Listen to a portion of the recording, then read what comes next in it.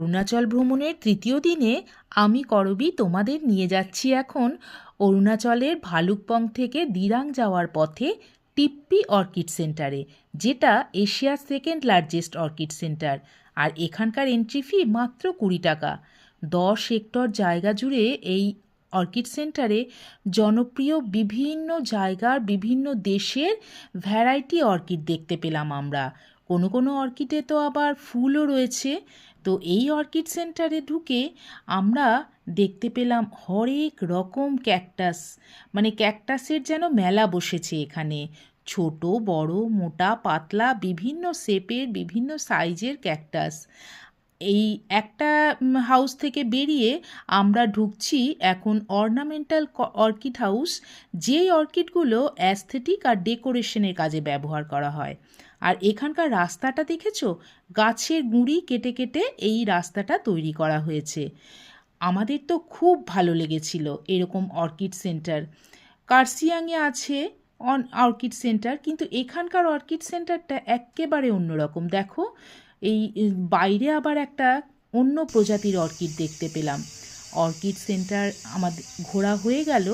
আর এই অর্কিড সেন্টারটা ঠিক কামিং নদীর তীরেই অবস্থিত। এই সংলগ্ন জঙ্গলটা একটু ঘুরে দেখলাম। জঙ্গলের আওয়াজটা কি ভালো লাগছে, তাই না?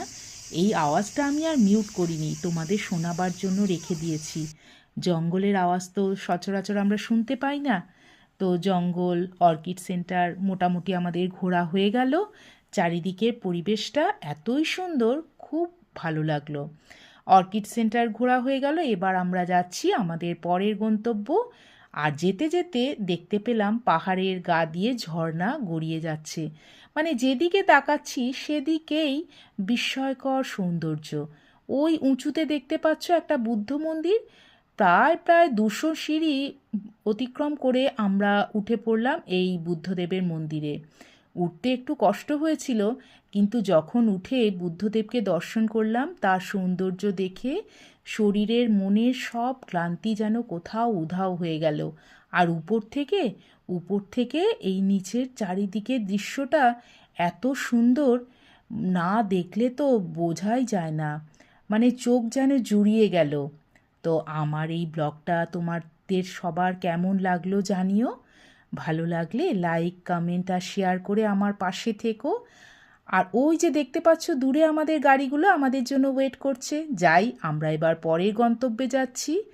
পরের ভিডিওতে আবার নিয়ে আসছি অন্য কোনো জায়গা, অন্য কোনো স্থান।